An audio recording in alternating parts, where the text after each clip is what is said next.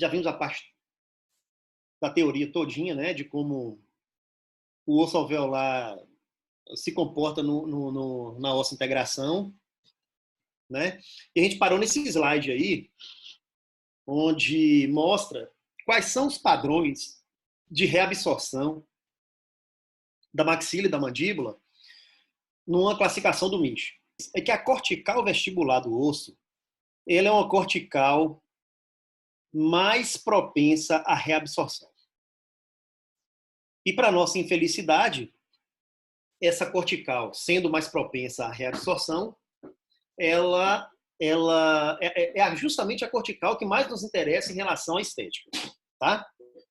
Em relação à estética. Então, acompanhe aqui na maxila. A maxila, ela tem um rebordo naturalmente um pouco mais inclinado que na mandíbula, tá?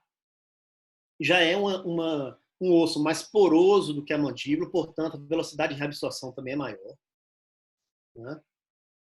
E assim, numa exodontia desavisada, ou numa exodontia em que você faça e que essa parede vestibular vá embora, né, quebre, frature, o padrão de reabsorção ela é muito intenso nessa região, ficando defeitos realmente consideráveis. Então, o primeiro padrão de reabsorção na maxila é no sentido vertical, tá? É no sentido vertical. No segundo momento é que a gente tem a reabsorção no sentido horizontal, chegando até o último estágio da maxila, que é a maxila atrófica, onde nós só temos o osso basal. E aqui vai um parêntese. O macílio. Vamos supor então, que a maxila seja uma maxila atrófica, em que só sobrou osso basal e cortical de seio maxilar. Ainda assim é possível colocar os implantes? Sim. Ainda assim é possível colocar os implantes, tá? Claro, depende de paciente para paciente. Mas, por exemplo, gente, a gente pode fazer uma grande cirurgia de elevação de seio maxilar, tá? E apoiar 3 implantes no seio maxilar direito, 3 implantes no seio maxilar esquerdo e reabilitar o paciente. Isso é uma opção. Uma outra opção é avaliar o pilar canino. Às vezes sobra alguma coisa no pilar canino, você pode instalar 2 implantes também nessa região. E em último caso, ainda tem os implantes zigomáticos, que estão bastante em desuso hoje, mas para esses casos de maxila atrófica, então é uma opção interessante, tá? É uma opção interessante de reabilitação. Na mandíbula, na sua bateria anterior, o padrão de reabsorção é parecido com a maxila. Primeiro no sentido horizontal, no sentido vertical, e depois no sentido horizontal. Porém, na parte posterior, o padrão de reabsorção da mandíbula é um padrão horizontal, né?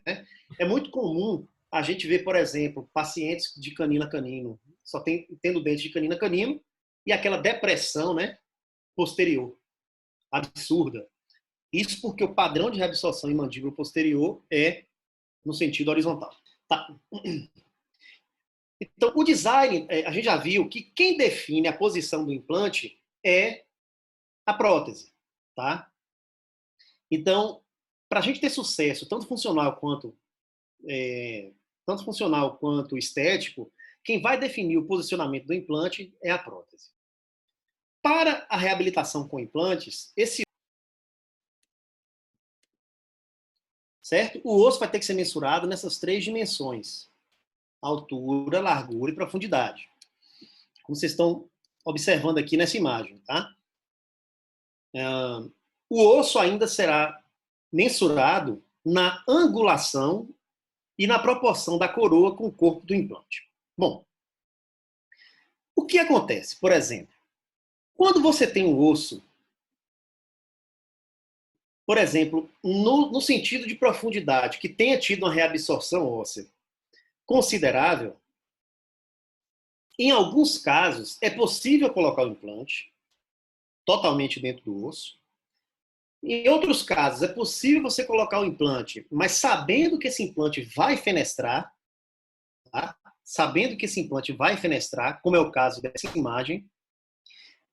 E aí você, depois que coloca o seu implante, você vem, perfura o osso, preenche com, por exemplo, biópsia, uma membraninha e fecha, e esse implante vai ao se integrar. Ou ainda há uma terceira opção em que você não consegue colocar um implante. Tá certo? Quando você não consegue colocar o implante, a opção inicial é fazer um enxerto, recuperar esse osso, para depois de 7, 8 meses, a gente fazer o nosso implante. Tá certo? Então, em osso com profundidade estreita, onde houve uma reabsorção vertical, a gente tem 3 opções. Volto a repetir. Instalar o implante totalmente dentro do osso, se der. Instalar o implante, mas você já sabe que vai fenestrar, né? Você previu isso, e aí você instala seu implante. Ou não dá para instalar o implante, a gente tem que fazer um enxerto primeiro. Tudo isso, pessoal, é avaliado na tomografia. Por isso que esses cortes sagitais, eles são fundamentais para a implantodontia, tá certo? Bom, ainda em relação a o nosso osso alveolar e os nossos implantes, a gente tem que lembrar que em determinados locais da cavidade bucal existem estruturas anatômicas nobres e que essas estruturas têm que ser respeitadas. De uma forma geral, o implante ele deve se localizar pelo menos 1,5 mm das estruturas nobres da cavidade bucal. Então, quais são essas estruturas nobres? As principais estruturas nobres? Em que o implante necessariamente vai ter que ficar a 1,5 mm da estrutura. Nervo alveolar inferior, nervo mentual, tá? Nervo alveolar inferior, nervo mentual e nervo mentual, ok? Essas são as duas estruturas em que isso é fundamental. Na maxila não tem problema nenhum. Tudo bem, Nária? Tudo. Pronto. Então, esses aí não tem conversa, tem que ficar longe. Né? Implante tem que ficar longe de nervo, senão dá parestesia. Né? Porém, na maxila, a gente tem algumas estruturas que são nobres, mas que hoje já se permite uma certa invasão dessa estrutura, ou mesmo que você coloque esses implantes bem próximo dessas estruturas. Então, por exemplo, fossa nasal. O implante nunca deve invadir a fossa nasal. A mucosa da fossa, a mucosa nasal, ela é altamente irrigada e você, trespassando o seu implante para a fossa nasal, você pode ter um sinal de sangramento até comum, tá? Nasal, por conta desse implante nessa região. Então, a gente não deve invadir o implante na fossa nasal. Porém, aceita-se ancorar o implante na cortical da fossa nasal, ok? Não tem problema você ancorar na cortical, que você não pode ultrapassar para o nariz. Ou seja, a pessoa está aqui, está vendo seu implante aqui, né, no meio do nariz. Aí não dá. Então, fossa nasal, aceita-se ancorar na cortical, mas você não ultrapassa para a cavidade nasal. Seio maxilar. Seio maxilar hoje está desmistificado, a gente entra no seio maxilar tranquilamente. Você pode ancorar na cortical do seio, você pode ultrapassar pelo menos 1 mm na fresagem, né? E tem uma técnica para isso, que é com o osteótomo de Summers, com um implante para dentro do seio, sem com isso romper a membrana e sem ter efeito colateral nenhum. Então, o seio maxilar aceita, como nessa imagem que vocês estão vendo aqui. Aqui a gente está falando da cortical, mas observe que esse implante ele passou da cortical e ele está lá dentro do seio. Não rompendo a membrana sinusal, né? Não tem problema nenhum. Tá bom? E se por acaso você perceber que rompeu a membrana, né, você tem a opção ainda de fazer a loja, levantar o resto da membrana, colocar uma membrana ou uma membrana de PRF para ajudar na cicatrização nesse local. Tá bom? Então, seio maxilar desmistificado. Que mais? Tuber. Tuber é uma área nobre, porque ela é muito frágil. Porém, se você tratar o tuber com carinho, né, fazer uma fresagem adequada, você pode instalar implantes no tuber sem problema nenhum. A gente faz isso para fugir de enxerto de seio maxilar, certo? O implante fica com certa inclinação posterior no tuber e você consegue reabilitar o paciente dessa forma. Que mais? Que mais? Acho que é isso. Sim, e base de mandíbula. Às vezes você tem uma altura da mandíbula muito pequena e, em alguns casos, principalmente em reabilitação com protocolos, a gente prefere até ancorar um implante maior, por exemplo, de 13 milímetros, de 11,5, na base da mandíbula. Também não tem problema nenhum, certo? O que não deve é ultrapassar a base da mandíbula. Tá bem? Ancorar na cortical tá válido. Ok, gente? Ficou claro para vocês? Então é isso aí, ó. Tem mandíbulas que são extremamente atróficas. É possível reabilitar um paciente como esse? Sim, é possível. Se um paciente deixa chegar para mim, eu converso com ele e mando, por exemplo, para Rodrigo, os amigos, né?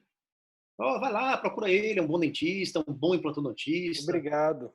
É, Ele vai lá. ele aproveita e faz a orto. Né? Se for lá de Boninal, fala, se for de Boninal, não, se for de Rio de Contas, não, procura Jorley lá em Boninal, ou então Alessandro em Brumado, né? Eles são ótimos, viu? Pode ir lá. Porque assim, você imagina fazer um implante nessa situação. É possível? É. Porque vocês estão vendo essa placa aí, né, cirúrgica. Isso, na verdade, é uma prevenção para uma possível fratura dessa mandíbula. Né? E observe que os implantes eles estão ancorados na base da mandíbula. Então, você faz a contenção, tá, para evitar uma fratura, faz a perfuração até a base da mandíbula e reabilita o paciente com um protocolo, com uma prótese ou protocolo, tá? Tipo protocolo, tá certo? É claro que são casos extremos, mas é possível fazer sim. Eu gosto de dormir, eu gosto de, né, botar minha cabeça no travesseiro, dormir tranquilamente, e eu não faço um trabalho desse. Aí eu escolho um amigo e mando. Né? Eu prefiro. Mas é possível, tá, gente? Ah, sim. Deixa eu ver uma coisinha aqui, parece que tem uma perguntinha.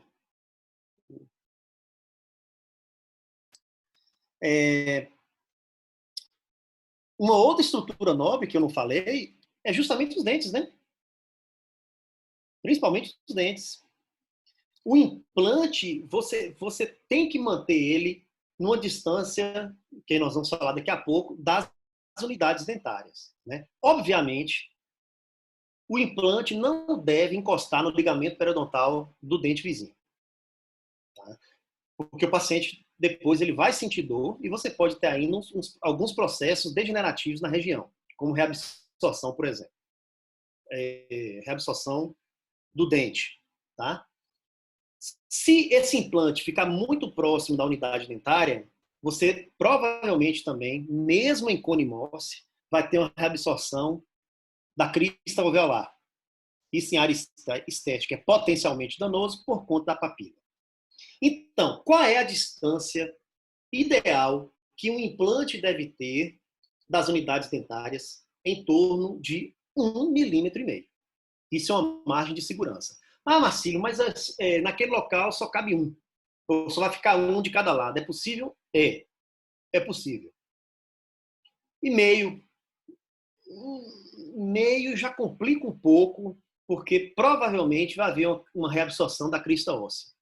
Né? Então, assim, em dentes, implante com dente, a margem de segurança é 1,5 milímetros.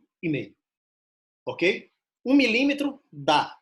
Meio milímetro, 1 milímetro para menos, desiste. Ou vai para orto, abre mais o espaço, né, se der. Não arrisque. A gente sabe hoje que tem implantes, que o menor implante existente no mercado é de 2,9 milímetros. O implante normal que nós usamos, convencional, HE, é 3,75. E Cone Morse, 3,5, 3,8. Esse é o padrão. E o implante menor que nós temos é 2,9. Então, entre dentes, o mínimo espaço que você precisa ter para reabilitar é 1,5 milímetro de um lado, mais 1,5 milímetro do outro, 3 milímetros, mais 2,9, 5,9. Ô, Marcílio, Esse é o espaço mínimo que você tem que ter. Mas distância entre raízes, né? Entre Porque raízes. você fala entre os dentes, fica entre as raízes, né? A gente tem que avaliar duas coisas, Rodrigo. O espaço protético e o espaço entre as raízes. Tá? Porque às vezes você tem espaço entre as raízes e não tem espaço protético para colocar a coroa. Porque o dente, né, angulou. Então você tem que analisar realmente o espaço protético. Agora a gente está falando aqui de espaço entre as raízes, tá bom?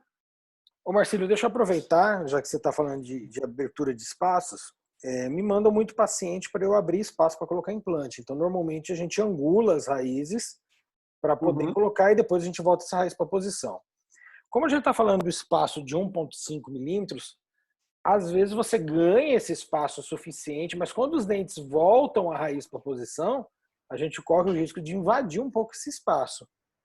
Entendeu? A gente cai no mesmo problema da mesma coisa, né? Então é manter do lado um pouco assim, as raízes, né? Para você fazer com certa tranquilidade, o espaço mínimo é de 5,9. Fato. Como eu falei para vocês, 1 milímetro é aceitável. Então, 1 mais 1, 2, mais 2,9, 4,9. Mas assim, você vai colocar apertado. Né? Você vai fresar e radiografar, fresar e radiografar, fresar e radiografar, para ver se você está indo na direção correta. Porque é muito apertado. Então, assim... Ou fazer guiada, né? Sim, fazer guiada. Sem dúvida. Sem dúvida. Mas mesmo com guiada, nesses casos muito estreitos, você tem que radiografar. Não confia, não. Porque depois que você fresou, que arrancou um pedaço, um tampo do dente, da raiz do outro dente, vai lá, né? Vai fazer como? Por mais que guiada seja preciso, mas é interessante que a gente radiografe sim nesses espaços limites, tá, Rodrigo? Se tiver espaço à vontade, não precisa. Por isso que é interessante o raio-x digital, né? Tirou ali rapidinho, já aparece a imagem e pronto, tá tudo certo. Tá bom? Bom, já falamos então sobre os implantes ancorados na cortical da fossa nasal, que é possível. 1,5 milímetro do nervo mentual, já falamos também. Pode ser ancorado no tuber, já citamos também.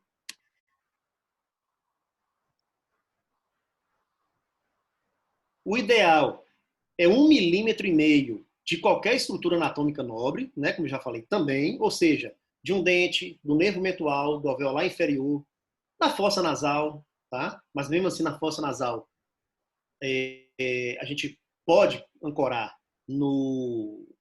na cortical. E, importante, o implante deve ficar pelo menos 3 milímetros de outro implante.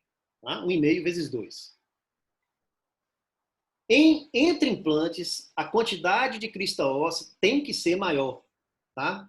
O dobro.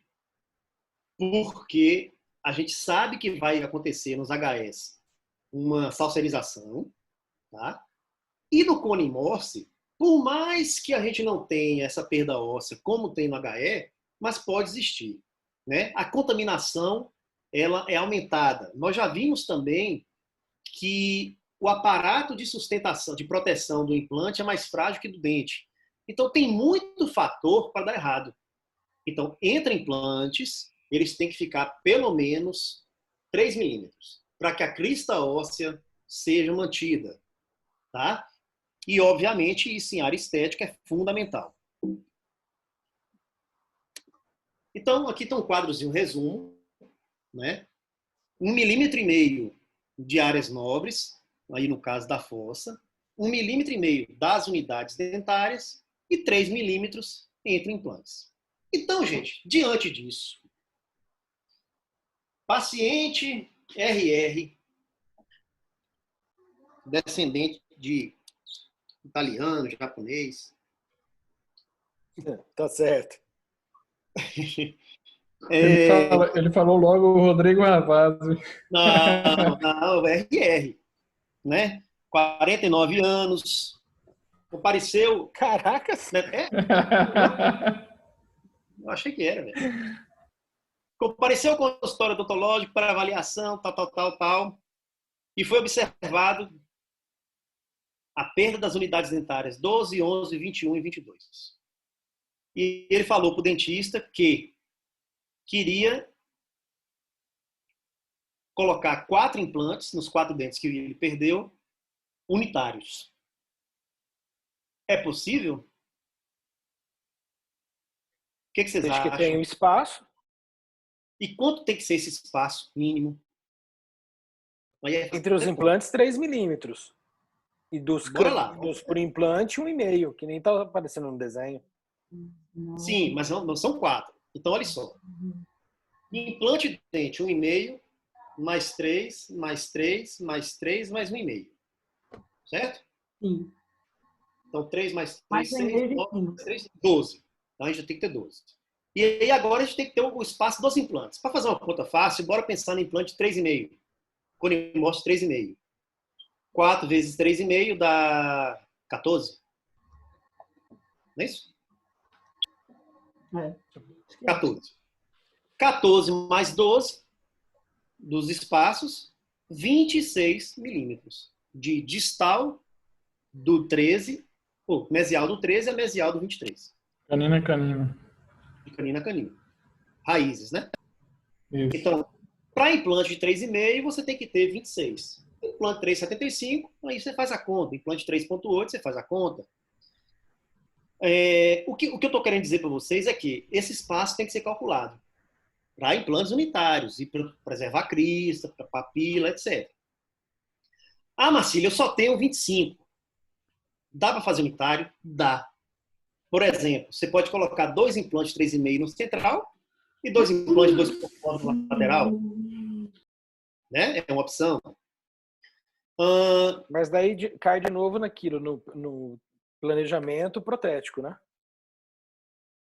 Sempre seguindo o planejamento protético. Imaginando que você, obviamente, moldou, encerou, tá? Tudo isso. Aí eu estou falando só no sentido mesodistal. Rapidinho, Pode falar. um professor que a gente teve disse que os implantes é assim, por numeração, não é isso? Por exemplo, implante da frente, usar tanto a tanto. É porque eu não recordo os números. Isso. Os implantes têm vários tamanhos. Sim. Tá? Então, vamos supor, em incisivos centrais, você deve usar implantes, preferencialmente de 3,8. Tá? Conimorse, estou falando conimorse. Implantes de incisivos laterais, 3,5. Canino, que é mais largo, 3,8. Né? Premolar, 3,5. É uma regrinha, não é isso? Você usar... É uma regrinha para você se situar apenas. Não é uma regra, não tem que ser assim. Porque, assim, por exemplo, deixa eu ver. Catalina aqui, né? Que é magrinha, pequenininha. Possivelmente os dentes dela são pequenos. Então, tem como a gente avaliar se o dente dela, incisivo central, aceita, por exemplo, um implante de 3,5. Certo? Você então pode usar um implante de, tipo assim, de canino e um lateral. Pode, sem problema nenhum. Agora, qual é o problema disso aí? Se você tiver um implante, por exemplo, um incisivo lateral, vamos supor que a prótese seja dessa largura. Se você colocar um implante muito estreito, para uma prótese muito larga, esse implante vai ter que fazer isso. Ó. A prótese tem que fazer isso. Ela abre demais, pode acumular alimento. Pensa no molar. Pensa no primeiro molar inferior, que é desse tamanho. Se você colocar um implante muito estreito, esse implante ele vai vir assim, né? Vai vir aqui o implante e a prótese vai ter que fazer isso. Vai acumular alimento. Então, em molares, por exemplo, a ideia é que você coloque um implante o maior possível para que a prótese saia com um perfil de emergência mais adequado àquela prótese. Isso no caso de unitários, né? De unitários. tá? De unitários. Agora, por exemplo, vamos pensar aqui. Deixa eu pensar aqui numa pessoa. Minotouro. Minotauro e Minotouro. Os caras com 1,8 m, quase 2 metros. Possivelmente os dentes dos caras devem ser desse tamanho assim, cada um. Você vai colocar um implante de 2,9 para segurar um central? Não, é muito pequeno. Né? É temeroso. Ainda mais que deve ter um super masseter. Então, assim, você tem que avaliar de pessoa para pessoa. Você vai pegar, por exemplo, um implante em Fernanda Montenegro, que tem 90 anos de idade. Uma senhora, né? Que já tem uma força mastigatória menor. Aí é uma outra história. Tá? Aí é uma outra história. A gente pode, sim, usar um implante mais estreito, sem problema nenhum. Entendi. Okay? Então, você avalia o paciente como um todo. Então, essa regrinha, só para você ter uma ideia. Né? 3,8 em incisivos, molares, caninos, 3,5 em premolares, incisivos centrais, incisivos laterais, superiores, incisivos inferiores. Tranquilo? Nós sabemos que os implantes, eles têm larguras diferentes, alturas diferentes. Implantes, alguns têm plataforma e outros não. Aqui eu só estou adiantando uma parte. A gente está entendendo como é que a gente vai colocar esse tipo de dispositivo dentro do osso alveolar. O implante regular, que é um implante hexágono externo, já desenvolvido desde a época de Brandemark, ele é um implante cuja largura é 3,75. Isso aqui vocês têm que saber. 3,75. E a altura desses implantes, da marca, sim, varia de 7, 8,5, 10, 11,5, 13, 15 e tem alguns menores. A plataforma desse implante, que é essa estrutura aqui, ó, que vai apoiar a prótese, a plataforma sempre no implante regular vai ter 4,1 milímetros. Ah, Marcelo, por que a gente tem que saber isso? Gente, esse foi o implante mais utilizado na história da pleonodontia. Desde 1955 que se utiliza esse implante. E as marcas dos implantes, sim, né, o dente de conexão, titânio fix, Implacil de Bortoli, etc., todos os implantes regulares são iguais. E os componentes, portanto, são intercambiáveis. Então, por exemplo, chegou um paciente para você, que você, com uma prótese fraturada, e você observa que esse implante é um implante regular, da Implacil de Bortoli, mas você só tem o material da Sim. Ele encaixa aí. Tá bom? Só no implante regular. Os outros, todos conimorse, ou implantes estreitos, ou implantes largos, aí tem que ser de cada marca. Chegou um paciente para mim, que mora fora do Brasil, e com dente fraturado. Já vai cair, né, Rodrigo? Daqui a pouco você... Aí daqui a pouco a gente volta, viu, gente? Beleza. O que eu fiz? Mandei uma mensagem pro dentista dele, lá da Noruega. Ele mandou a plaquinha do implante, que foi inclusive Strauma, que eu trabalho. Pronto, peguei ali o material da Strauma e fiz a prótese dele. Né? Então, assim, implante regular, componentes intercambiáveis. Implantes outros, cada um no seu sistema. Ok?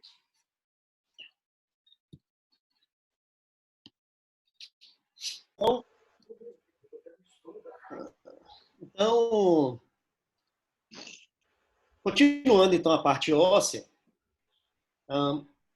em linhas gerais, a gente tem ossos que são mais densos, ossos que são menos densos. Inclusive, fazendo aqui um parêntese, essas imagens são imagens minhas do capítulo do livro do colega Luciano Ladeia, que ele escreveu de mini implante. Quem escreveu o capítulo de periodontia fui eu. E essas imagens, então, são minhas, de osso tipo 1, tipo 2, tipo 3, tipo 4, etc.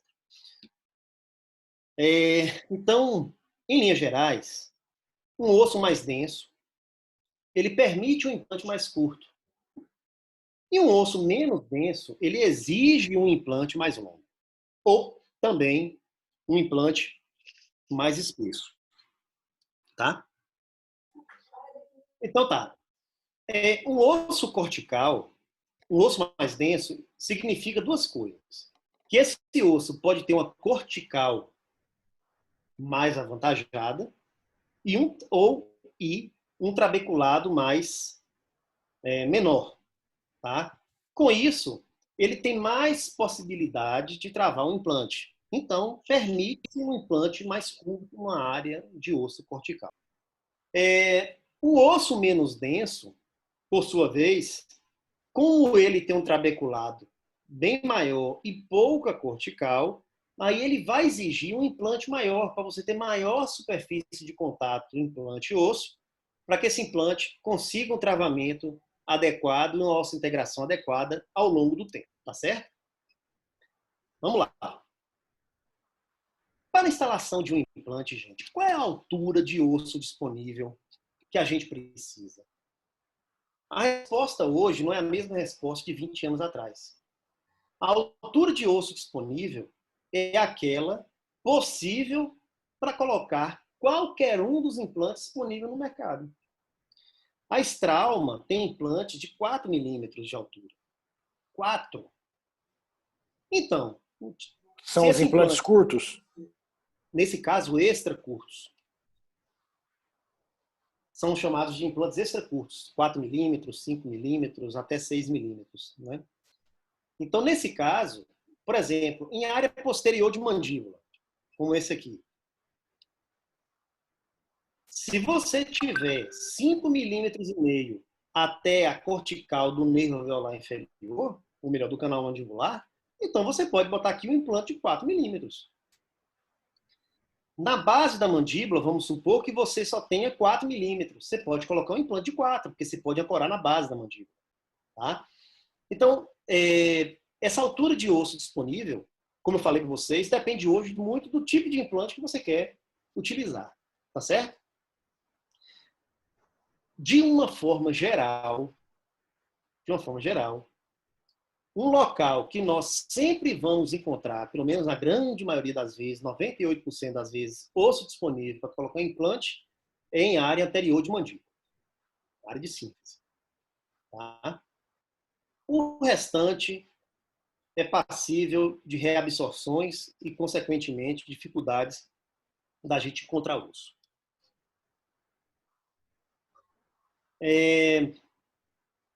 Mais uma vez mostrando aqui a relação, né, que o implante deve ter com as estruturas nobres.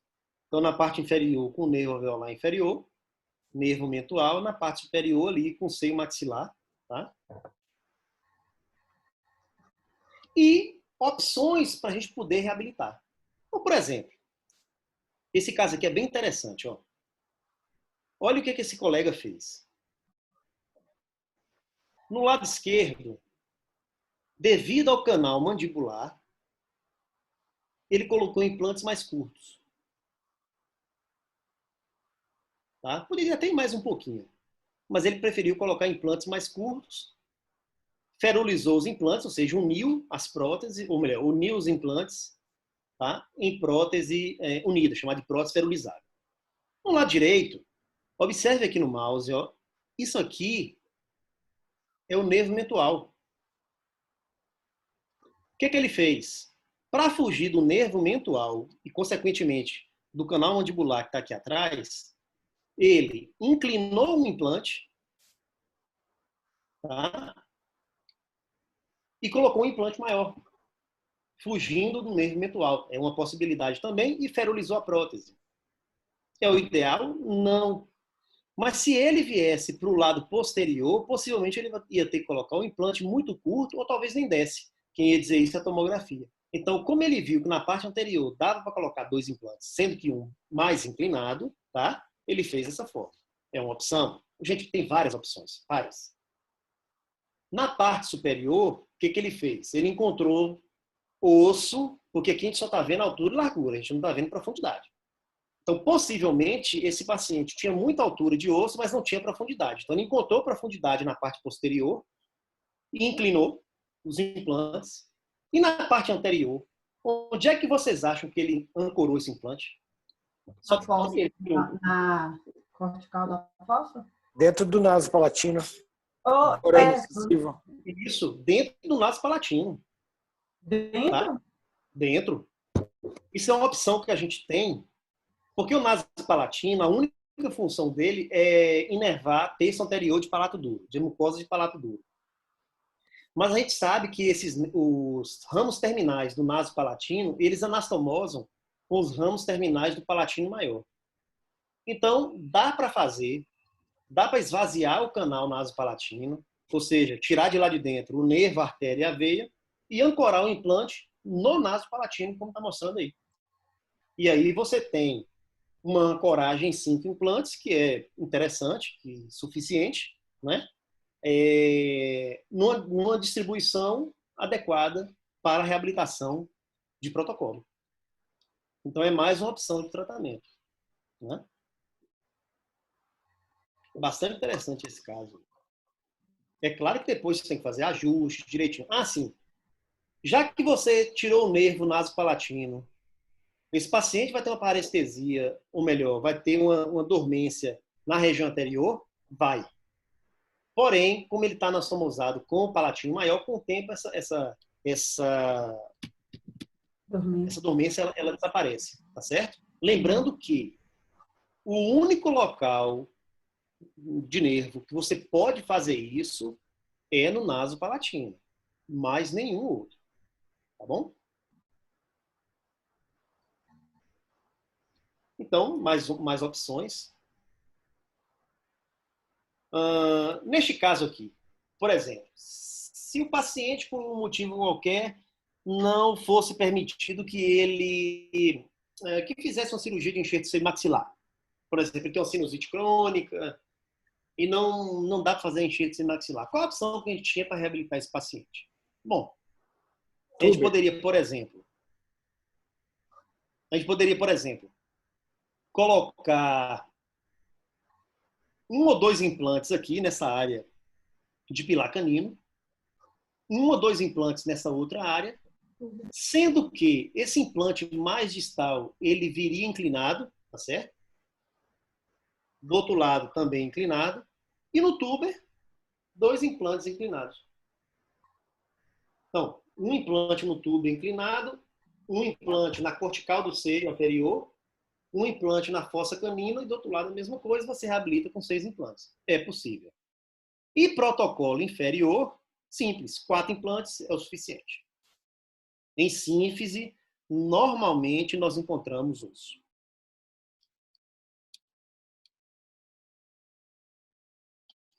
Lembra vocês dessa imagem mais uma vez, tá? Que os implantes dependem da largura do osso disponível e que o osso vestibular, a cortical osso vestibular, ela é mais sensível, né? Porque a reabsorção, porque ela é mais fina do que a tábua óssea lingual. A gente pode observar aqui nessa imagem, em área de canino, por exemplo, em área de incisivos, a cortical é bem mais fina do que na área palatina, né? Excluindo-se a área de molar inferior, porque ali a gente tem a linha oblíqua externa que faz com que a vestibular seja mais espessa, tá? Então, cuidado com a tábua óssea vestibular, sempre, sempre, sempre, sempre. Na maxila, a mesma coisa, a tábua óssea vestibular é bem fina, como vocês podem ver na imagem, a tábua palatina é mais espessa. E aí, obviamente, você vai posicionar o seu implante um pouco mais palatinizado para tentar ganhar esse osso disponível, tá certo?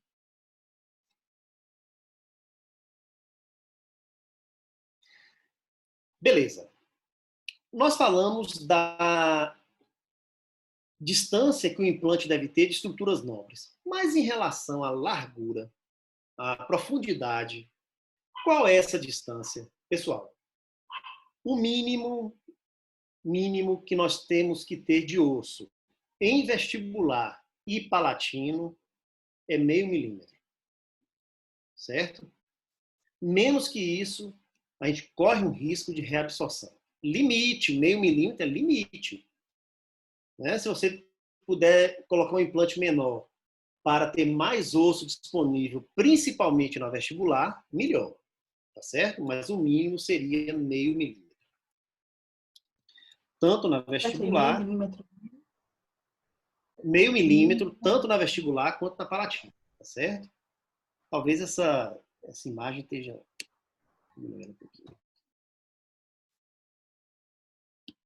Meio milímetro. Certinho? Um artifício que nós utilizamos, principalmente em área anterior, para fugir dessas áreas de reabsorção em locais onde dá para instalar um implante sem enxerto, é palatinizar o implante, né? Normalmente a gente já faz isso, porque em implantes parafusados, o parafuso do implante ele deve sair no símbolo da incisal para o símbolo do dente, tá? Para que esse parafuso não saia na vestibular. Então, nesse caso aqui, quais são as opções protéticas? Quais são as opções que a gente tem? Palatinizar um pouquinho o implante e essa área de defeito preencher com enxerto de tecido conjuntivo. É algo que a gente vai fazer lá no curso até com uma certa frequência, tá? Então, é uma opção que a gente tem em área anterior. Em área posterior, de preferência, o parafuso da prótese deve sair no centro da mesa oclusal, tá? Ah, mas se sair mais distalizado, se sair mais mesializado, tem problema? Não, não tem. Mas, devido à incidência das forças mastigatórias, é ideal que esse parafuso saia no centro em prótese de dentes posteriores.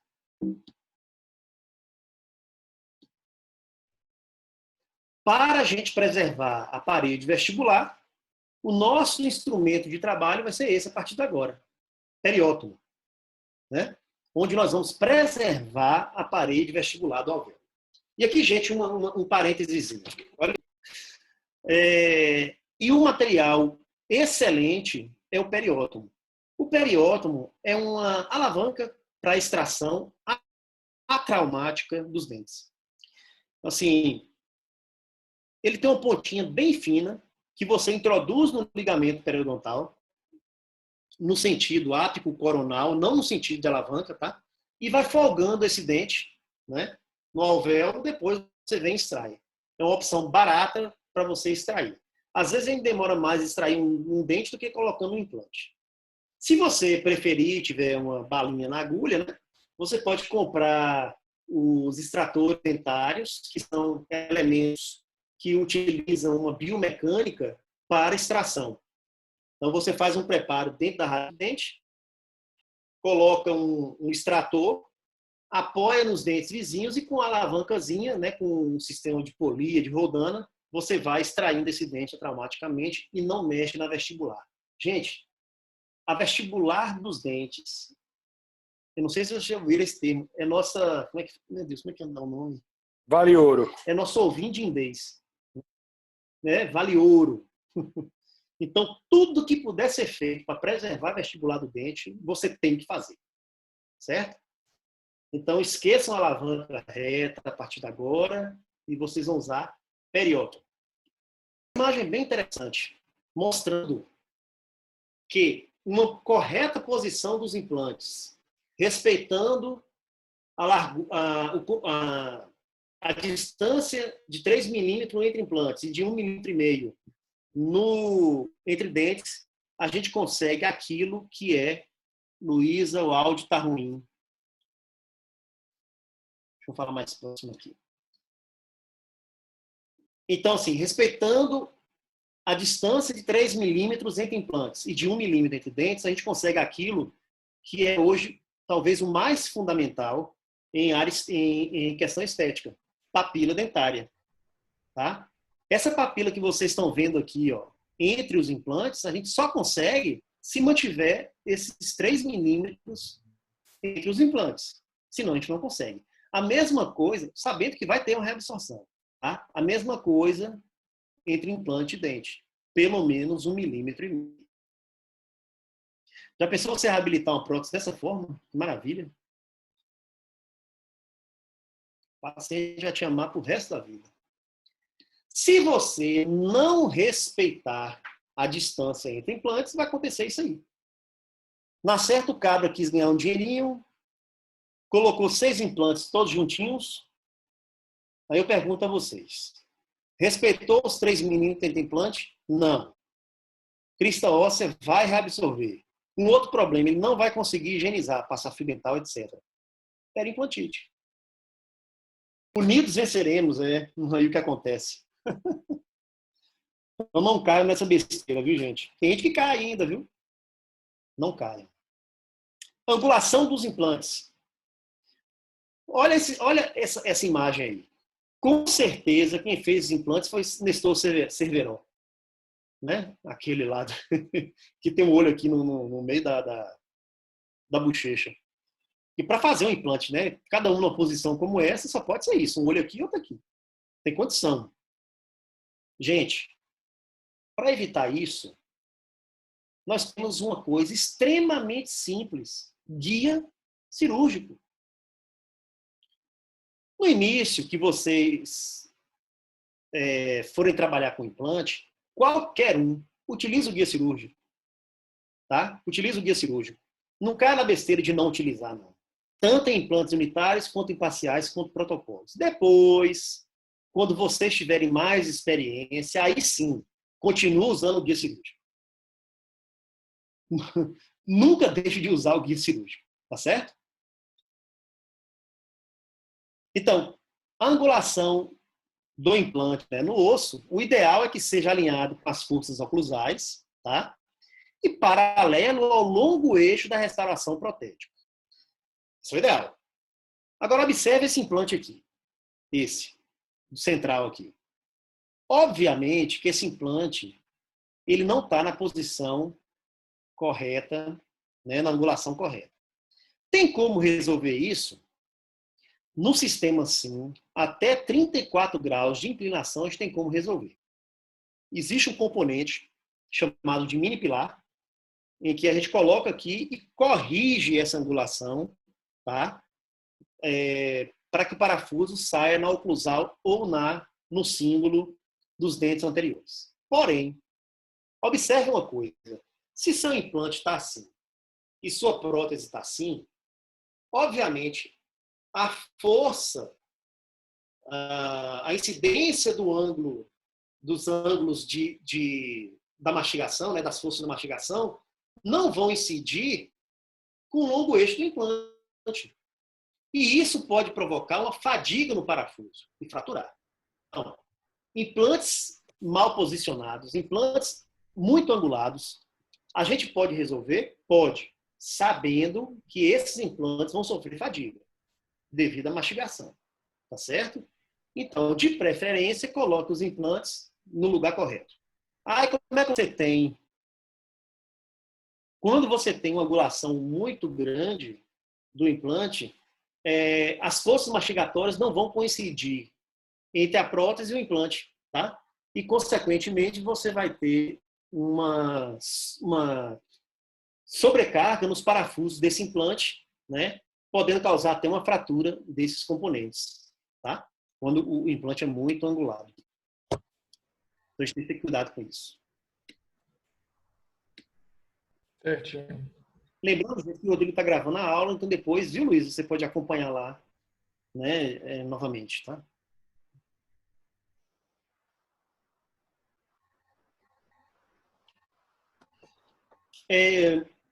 Alguns detalhes. A angulação do osso, ele está diretamente ligado com a trajetória da raiz. Porém, em implantes imediatos, principalmente, você não deve seguir a trajetória da raiz para instalar o implante, tá? Porque se você fizer isso, provavelmente você vai fenestrar o implante na vestibular. Então, você extrai o dente, esquece aquele alvéolo e faz uma outra perfuração, né? A gente vai ter a técnica para isso, né? Para implantes imediatos. E nem sempre, onde você tem apenas o osso, você vai instalar seus implantes na direção do osso. Às vezes você vai ter que inclinar o implante para alguma posição. Tá? Após a exodontia, a angulação, portanto, não vai permanecer constante. E isso é bem mais grave na região anterior da maxila, né? Um fator limitante da angulação que você deve colocar no implante, no osso, principalmente em região anterior da maxila, é a largura do rebordo. Porque, gente, se você tiver um rebordo muito fino, você não vai ter muita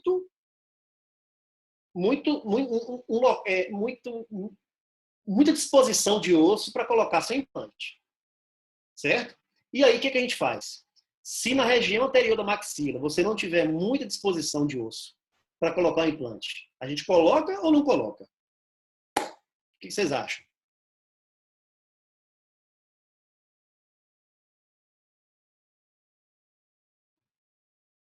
Repete aí, Marcílio, por favor. Eu falei o seguinte, na região anterior da maxila, você não deve seguir a angulação do dente que estava ali, certo? Para a instalação dos implantes. E, na grande maioria das vezes, você também não deve seguir a angulação residual do osso. Tá? Mas, em alguns casos, a reabsorção óssea foi tão intensa que você não tem como mexer muito com o seu implante naquela área. E aí, você coloca o seu... E dá para colocar o implante. Mas e aí, você coloca o implante ou não? Tem osso, Coloca. mas a posição não. Porque lembra que quem vai dizer isso é a prótese? Se a posição do implante em relação à prótese é em um local em que você não tenha osso, tá? Que o implante vai fugir do osso, faz enxerto. Para a gente não correr risco de colocar o implante muito angular. Como vocês podem ver nesse slide, a depender do sistema, uma correção na angulação em até 30 graus é possível. 34 graus na CIM, tá? É possível. Mais que isso, não. Aí, se eu colocar 50 graus, aí você tem que remover seu implante. Tem um sistema chamado Arxis, que é um sistema de uma empresa chamada FGM, que é super legal. Você consegue corrigir as angulações até certo limite também, sem precisar do protético, você mesmo faz isso. Então, olha só, na direita, aqui na esquerda, você tem 2 implantes, e observe que o implante mais posterior, né, está angulado. Então, você tem esses pininhos de plástico aí, que você pode mexer essa parte de plástico, tá? Você mexe, angula o dispositivo. Aí você tem os pilares, né, que é um componente protético, que já vem pronto, que você angula esses pilares metálicos de acordo com esse de plástico e aí instala. Então você corrige a angulação na hora de colocar o pilar. É um sistema bem interessante, tá? Que é da empresa FGM. Olha lá, ó. Implantes angulados. Tá? Esse implante ficou angulado, você faz a correção. A parte protética está retinha, paralela, bonitinha. Certo? E quem faz isso é você, não é o protético. Né? A gente deve trazer um hands-on da FGM para vocês também durante o curso, para vocês conhecerem o sistema. Tal. Mas é só para... E sim, das empresas nacionais que eu conheço, apenas a FGM tem esse sistema. Tá? As outras, os componentes já são bem prontos. Isso aqui Eduardo vai falar, não quero falar dessas forças, não. Então, gente, de uma forma geral, a gente tem algumas situações para o posicionamento do implante no osso. Primeiro, em relação à posição ápico-coronal do implante, quem vai definir a posição do implante é a distância biológica. Então, observe aqui nessa figura do meio. Essa figura do meio é a figura ideal para o perfil de emergência que a prótese que você vai fazer. Já falei para vocês, só relembrando, do zênite até o implante, nós temos que ter pelo menos quantos milímetros?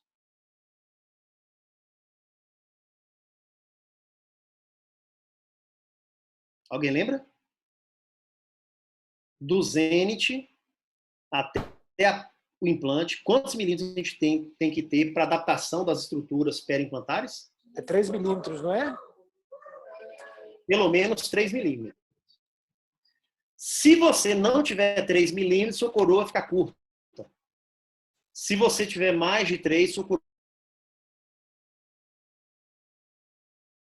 essa área, tá? Então, no sentido ápico coronal, respeitar as distâncias biológicas, que no implante é no mínimo 3 milímetros. No sentido da angulação do implante, acontece isso. Se você angular demais o implante no sentido vestibular, como nessa primeira imagem, o parafuso vai sair na vestibular. Antiestético não funciona. Se você angular demais para lingual, como no último aqui, você vai ter um sobrecontorno vestibular, dificulta a higienização. Então, o ideal da angulação do implante é que o parafuso saia da incisal para o cíngulo. Além da gente ter uma prótese mais adequada, você vai ter um eixo de forças mastigatórias ideal com o seu implante. Tá bom? Isso aqui tudo vocês vão ver de novo, só estou adiantando. No sentido mesio-vestibular, em relação à angulação também, obviamente que seu implante deve estar paralelo às raízes dos dentes. Se seu implante não tiver paralelo, você vai ter problema de reabsorção de crista óssea, por exemplo, de má posição da coroa. E se seu implante estiver muito próximo em corpo de um dente, a gente já falou, você pode ter reabsorção da crista. Tá bom? Já mostramos isso também. Você está usando algumas palavrinhas técnicas. Zenit é o espaço da coroa, a cabeça do implante? Sei lá como é que chama isso. O implante, eu falei do implante. Que no caso do HS... Eu do Zenit. O Zenit é o ponto mais alto da coroa do dente. Okay? A cervical. Isso, em cervical. É o ponto mais alto da coroa em cervical. Então, a distância do zênite até o implante, 3 milímetros. Certo? Então, gente, o correto posicionamento tridimensional do implante é fundamental para que a gente tenha, primeiro, saúde gengival, porque os tecidos periimplantares vão estar acomodados. Segundo, saúde óssea, porque você não vai ter infecção bacteriana, né, na região. E terceiro, uma prótese bem posicionada, adequada, com capacidade de higienização. Então, você posicionando tridimensionalmente seu implante no osso alveolar, você consegue tudo isso. E consegue estabilidade do seu sistema prótese-implante. Tranquilo? É isso aí. Semana que vem vocês vão ter aula